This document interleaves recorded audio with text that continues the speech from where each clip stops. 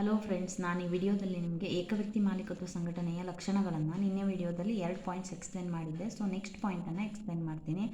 ಅದರಲ್ಲಿ third point ಅದು ಏಕೈಕ ನಷ್ಟ ಭಯ ಧಾರಕ ಮತ್ತು ಲಾಭದ ಸ್ವೀಕರ್ತ. ಇಲ್ಲಿ ಏಕವ್ಯಕ್ತಿ ಮಾಲೀಕತ್ವ ಸಂಘಟನೆಯಲ್ಲಿ ಮಾಲೀಕ ಒಬ್ಬನೇ ಆಗಿರೋದ್ರಿಂದ ಅಲ್ಲಿ ಏನೇ ವ್ಯವಹಾರದ ಹಿನ್ನಡೆಯಿಂದ ಯಾವುದೇ ನಷ್ಟ ಉಂಟಾದರೂ ಕೂಡ ಆ ನಷ್ಟವನ್ನು ಸಂಪೂರ್ಣವಾಗಿ ಮಾಲೀಕನೇ ಹೊರಬೇಕಾಗ್ತದೆ.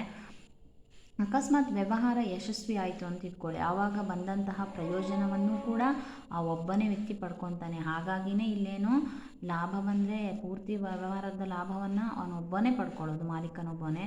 ನಷ್ಟ ಭಯವನ್ನು ಕೂಡ ಏನು ಮಾಡಬೇಕು, ಅವನೊಬ್ಬನೇ ಸ್ವೀಕಾರ ಮಾಡಬೇಕು. ಹಾಗಾಗಿನೇ ನಷ್ಟ ಭಯವನ್ನು ಎದುರಿಸೋದ್ರಿಂದನೇ ಅವನು ನೇರವಾಗಿ ಏನು ಪ್ರತಿಫಲವನ್ನು ಒಬ್ಬನೇ ಇಲ್ಲಿ ಪಡ್ಕೊತಾನೆ. ಹಾಗಾಗಿ ಇವನನ್ನು ನಷ್ಟ ಭಯಧಾರಕ ಹಾಗೂ ಲಾಭದ ಸ್ವೀಕರ್ತ ಅಂತ ಹೇಳಿ ಕರೀತಾರೆ. ಇನ್ನು ಸೆಕೆಂಡ್ ಒನ್, ನೆಕ್ಸ್ಟ್ ಪಾಯಿಂಟ್, ಅದು ಫೋರ್ತ್ ಪಾಯಿಂಟ್, ನಿಯಂತ್ರಣ. ಇಲ್ಲಿ ನಿಯಂತ್ರಣ ಅಂತಂದರೆ ಏಕವ್ಯಕ್ತಿ ಮಾಲೀಕತ್ವ ಸಂಘಟನೆಯಲ್ಲಿ ಒಬ್ಬನೇ ವ್ಯಕ್ತಿ ಮಾಲೀಕ ಆಗಿರ್ತಾನೆ ಅಂತ ಹೇಳಿದ್ವಿ.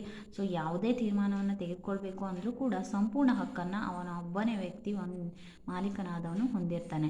ಅಲ್ಲಿ ಮೂರನೇ ವ್ಯಕ್ತಿಗಳ ಪ್ರವೇಶ ಇರೋದಿಲ್ಲ. ಅಂದರೆ ಯಾವುದೇ ಯೋಜನೆಯನ್ನು ಕಾರ್ಯರೂಪಕ್ಕೆ ತರಬೇಕು ಅಂದರೂ ಕೂಡ ಯಾವುದೇ ಮೂರನೇ ವ್ಯಕ್ತಿಗೆ ಅವನು ಕೇಳೋದಿಲ್ಲ. ಅವನೇನು ಮಾಡ್ತಾನೆ, ಒಬ್ಬನೇ ಓನಾಗಿ ಡಿಸಿಷನನ್ನು ತಗೊತಾನೆ. Then next point, fifth one, ಪ್ರತ್ಯೇಕ ಅಸ್ತಿತ್ವವಿಲ್ಲ. ಇಲ್ಲಿ ಕಾನೂನಿನ ದೃಷ್ಟಿಯಲ್ಲಿ ಸಂಸ್ಥೆಯ ಮಾಲೀಕ ಮತ್ತು ಸಂಸ್ಥೆಗಳ ನಡುವೆ ಯಾವುದೇ ರೀತಿ ವ್ಯತ್ಯಾಸ ಇರೋದಿಲ್ಲ. ಇಲ್ಲಿ ಎರಡನ್ನೂ ಕೂಡ ಒಂದರಂತೆ ನೋಡ್ತದೆ. ಅಂದರೆ ವ್ಯಕ್ತಿ ಮತ್ತು ಆ ಸಂಸ್ಥೆ ಎರಡು ಒಂದೇ ಅನ್ನುವಂಥ ರೀತಿಯಲ್ಲಿ ಕಾನೂನು ನೋಡ್ತದೆ. ಹಾಗಾಗಿ ಇಲ್ಲಿ ಪ್ರತ್ಯೇಕವಾದ ಅಸ್ತಿತ್ವವನ್ನು ಹೊಂದಿರೋದಿಲ್ಲ. ಮಾಲೀಕನಿಂದ ಆ ಸಂಸ್ಥೆ ಪ್ರತ್ಯೇಕವಾದ ಅಸ್ತಿತ್ವ ಹೊಂದಿರೋದಿಲ್ಲ. ಆದ್ದರಿಂದ ಏನಾಗ್ತದೆ ಅಂದರೆ ಇಲ್ಲಿ ಮಾಲೀಕನು ಸಂಸ್ಥೆಯ ಎಲ್ಲ ಚಟುವಟಿಕೆಗಳಿಗೂ ಯಾವುದೇ ಕಾರ್ಯಚಟುವಟಿಕೆಗಳು ನಡೆದರೂ ಕೂಡ ಅದರ ಹೊಣೆಗಾರ ಸಂಪೂರ್ಣವಾಗಿ ಮಾಲೀಕನೇ ಆಗಿರ್ತಾನೆ. ಹಾಗಾಗಿನೇ ಪ್ರತ್ಯೇಕವಾದಂತಹ ಅಸ್ತಿತ್ವ ಇಲ್ಲ ಅಂಥೇಳಿ ಹೇಳ್ತಾರೆ. ಇನ್ನು ನೆಕ್ಸ್ಟ್ ಪಾಯಿಂಟ್, ಸಿಕ್ಸ್ತ್ ಪಾಯಿಂಟ್,